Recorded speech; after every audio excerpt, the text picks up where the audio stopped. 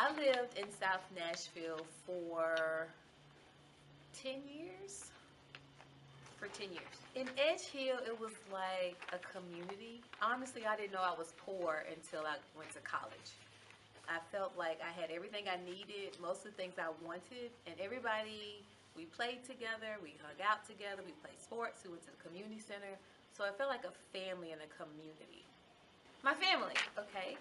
I was born, well, I started as an only child between my mother and my father. My father has other children, so I'm the oldest of his children. They're 6.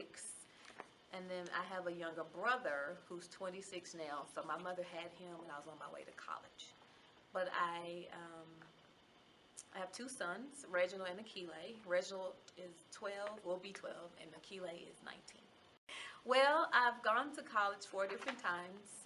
My undergrad, I went to Spelman College, and I was there 3.5 years. I graduated a semester early to save money.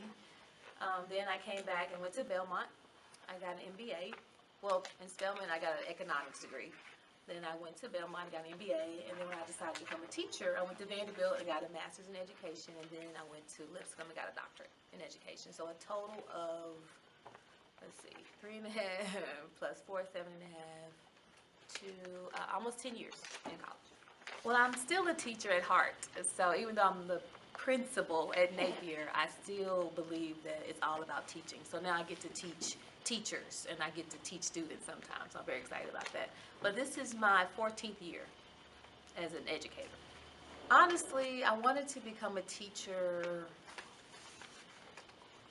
when I was a child. I used to play school by myself. I used to do the work and grade it, and sometimes I would miss some just so I can mark it on the paper.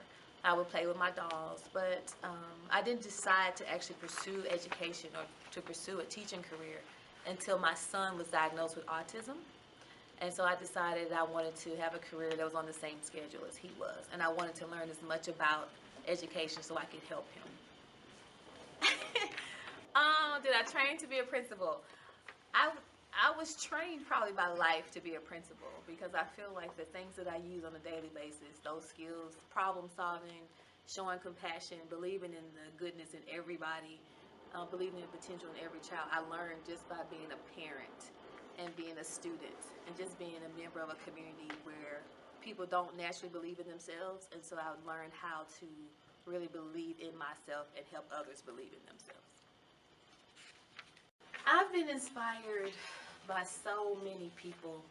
I would say my mother, first of all, because of who she is and who she was. She was the difference in our family. She was the first person to graduate from high school. She was the only one who didn't drink or smoke. She had a car. She got a job. So she's kind of like the silent leader of the family. She's not big and boisterous, but she's very calm and consistent, and so she inspired me to do the best that I wanted to. But I had teachers who believed in me. I had really good teachers. Miss Martin was my 1st grade teacher. Miss Du Bois was my 2nd grade teacher. Miss Branch was my 3rd grade. Miss Baker was my 5th grade. Miss Howard. All those teachers that I met along my journey had an impact on me, and so they inspired me to be who I am. If I could change South Nashville, I would try to, I guess, recreate that sense of family and community that I grew up in.